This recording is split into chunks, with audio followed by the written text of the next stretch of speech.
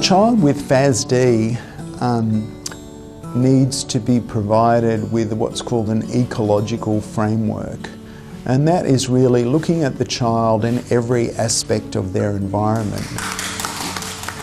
So the most important thing I've done is understand why she does the things that she does, and to think brain, not behaviour. The key for many of these children is to change their environment and the expectations that places on the child, rather than to intrinsically change the child, because as we know, they have a primary brain injury which is permanent. She doesn't like to sit at the table and eat with us, so we accommodate that by not putting her at the table. She sits at the breakfast bar on her own and eats. Yeah, so just changing what we'd expect.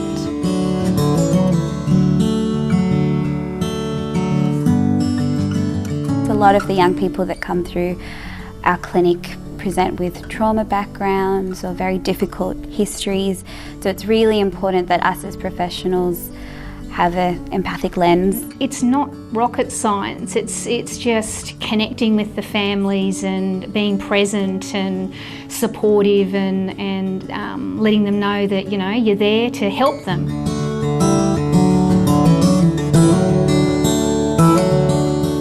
A good management plan is a plan that's developed in consort with the parents and often the school teachers as well. What is, I think, important is not to bring in too many therapists at one time, and the problems that are to be addressed should be prioritised and taken off one by one. Respite, I think, is another really key factor in a good management plan, because we know day in, day out, it's very challenging dealing with these children.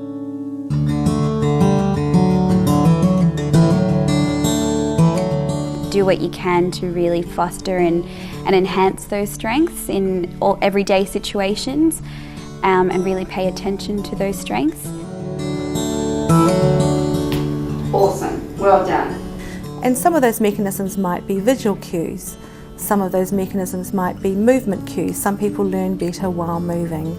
Some people don't do so well reading, but they do better listening. We've changed our expectations of, you know, a lot of children in Year 4 can read books, you know, quite fluently and or spell or write neatly and things like that. Faith can't do all those things like the other children, but we will instead read her the story. For any child that we're working with, it's good to get an overall understanding of them as a communicator. Take your time when speaking and reduce distractions. Give children lots of time to think and respond. You might want to try visual supports like cue cards.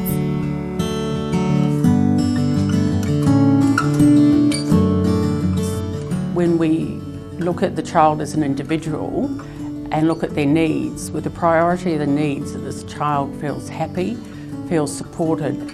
To do that, we need to have partnerships, understanding and knowledge between the different people that are involved in their care, which could be health, it could be education, it could be family, it could be social or sport. Then we can build a community of care that the child will always have somebody to go to for support, and so will their family and so will other professionals.